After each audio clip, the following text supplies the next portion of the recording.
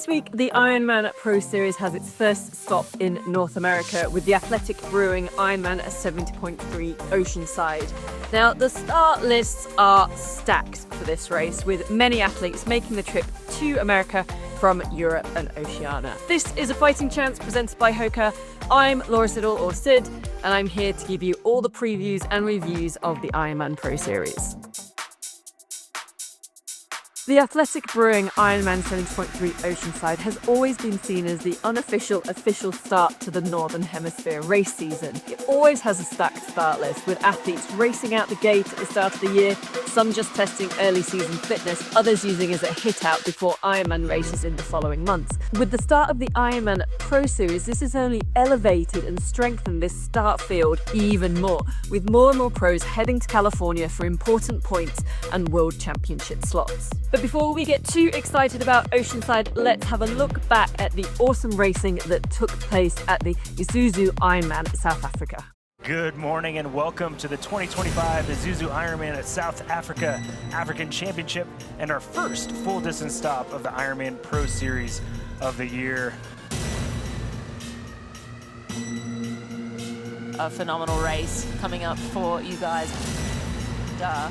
We are moments away from the start here today.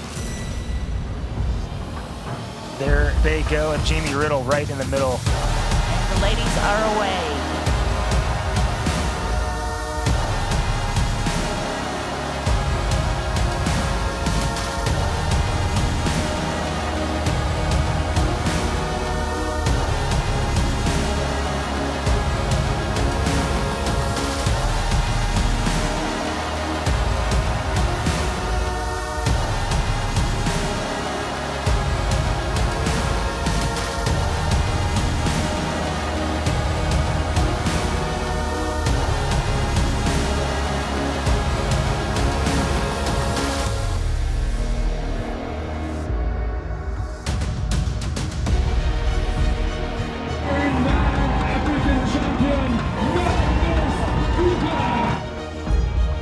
Representing Germany, the ISUZU IRONMAN South Africa World African Championship.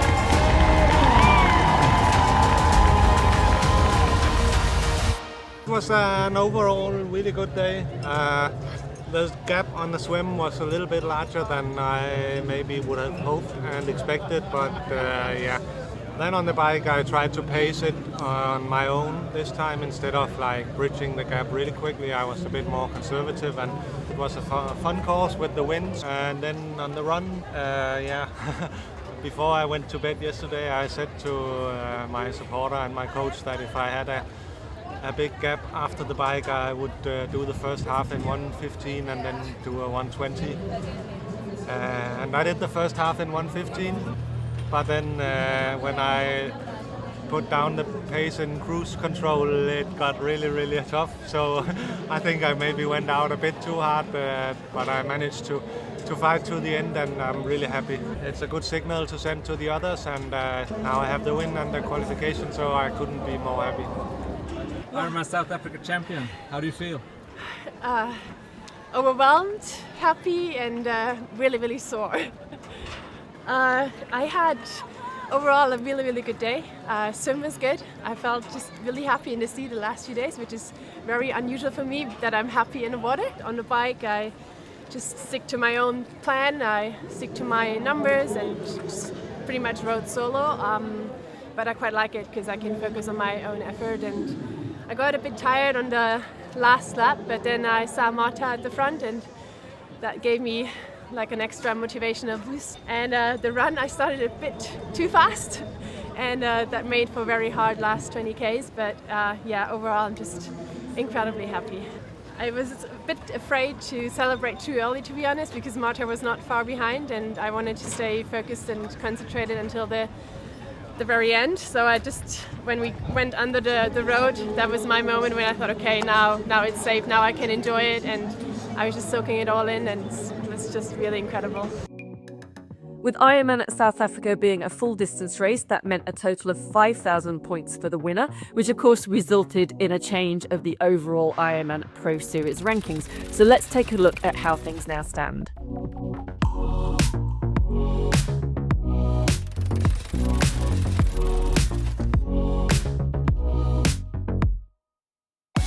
The Athletic Brewing IRONMAN 70.3 Oceanside, California sunshine, Pacific Ocean breezes, palm trees and beaches. But don't be fooled by this laid-back setting. The racing in Oceanside is going to be fast and furious. So for the women, well, Canada's Paula Findlay is racing her 7th time here in Oceanside, having won in 2021. She finished 3rd in 2024 and is definitely one of the ones to beat. Fellow Canadian Tamara Jewett won here in 2023 and will be hoping for a better start in 25, having DNF'd here last year.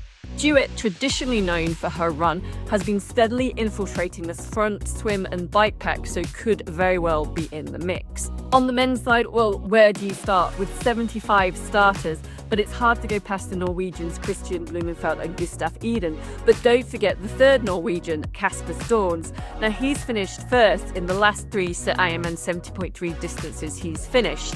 Could we see a Norwegian 1, 2, 3? Now, if we look at the men's podium at Ironman 70.3 Geelong, now that was dominated by either current short distance athletes or those recently transitioned up to the middle distance. Aussie Jake Birtwistle was one of those. He's racing in Oceanside and could be a shot at the podium there as well. Now, we haven't even mentioned defending champion Canada's Lionel Sanders. He's raced 6 times in Oceanside, never finishing below 3rd, winning in 2016 as well. And then add in the likes of Rudy von Berg and many, many more I could name. So let's catch up with the 2019 Ironman 70.3 Oceanside winner and of course the 5 times Ironman 70.3 world champion Daniela Reef to get her thoughts. Hi everyone, Daniela Reef here. I'd like to give you a quick preview about the Ironman 70.3 Oceanside, one of the most iconic races on the calendar. This course is always a good early season test. We have that Pacific swim, which can be cold and choppy, and sometimes actually quite hard to find the exit through that harbor. Then we have a rolling hills on the bike, which definitely needs some power, lots of aero sections where the aerodynamics and kind of riding low is important. And then we have that kind of tricky run, which looks flat on the map, but it has a lot of corners going up these bridges and a lot of turns. So that can really be a little bit of a rhythm breaker. We can definitely still expect really fast splits. Up in the front in the water, I would expect Ben Canute to come out first. And then we have Patrick Lange, the 3 times Ironman world champion. The dream scenario would be to have Lange and the Norwegians battling it out on the run. With the women's race, so we have Paula Findlay, who is back. She's been on the podium 3 times here. So she's been very consistent over that course and she will definitely be one to watch. Then we have Tamara Jewett. If she's somewhere close to the front of the bike, I think she will be hard to beat. For me, Oceanside has always had a special energy. It's an early season race, so we're going to find out who's already flying and who has still some work to do. Definitely get ready because Ironman 70.3 Oceanside is definitely going to bring the heat. Thanks, Daniela, once again. Well, I cannot wait for this race. Don't forget, you can catch all the live action on Ironman Now, Outside TV, DAZN or L'Equipe. That's it from me. See you next time.